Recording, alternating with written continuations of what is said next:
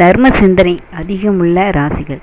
அது தர்ம சிந்தனை அப்படிங்கிறது ஒரு மிகப்பெரிய ஒரு வரப்பிரசாதம் அப்படிங்கிறதான் சொல்லலாம். ஏன்னா தர்மம் செஞ்சால் தான் அந்த தர்மம் செய்கிறது பல தலைமுறையை காக்கும். வெறும் சொத்து சேர்த்து வச்சுட்டு போகிறது ஒரு தர்மம் கிடையாது. நம்ம செய்கிற தர்மம் ஒரு தாய் தந்தை செய்கிற தர்மம் அந்த குழந்தைகளை தொடர்ந்து பல தலைமுறைகளை காத்துட்டு வரும். அந்த தர்ம சிந்தனை சில ராசிகளுக்கு தான் காலபுருஷ தத்துவப்படி சில ராசிகளுக்கு அவங்க ரத்தத்திலே ஊறி தர்ம சிந்தனை எவ்வளவு கம்மியாக இருந்தால் கூட யாராவது ஒரு கஷ்டப்பட்டாங்கன்னா உடனே கொடுப்பாங்க. ஆனால் பணம் இருக்கிறவங்கள்ட்ட அந்த தர்ம சிந்தனையே இருக்காது. பணம் இல்லாதவங்கள்ட்ட தன்னிட்ட இருக்கிறதுல கூட கொடுக்கலாம் அப்படின்னு ஒரு சிந்தனை இருக்கும், கொடுக்கவும் செய்வாங்க.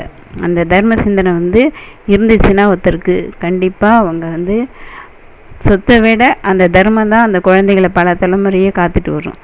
இது இயற்கையாக கடவுள் சில ராசிகளுக்கு படைச்சிருக்காரு. அது அவங்கள்ட்ட எவ்வளோ கம்மியாக இருந்தால் கூட அதுலேயும் கொஞ்சம் கொடுக்கலாமா அப்படின்னு தான் நினைப்பார்.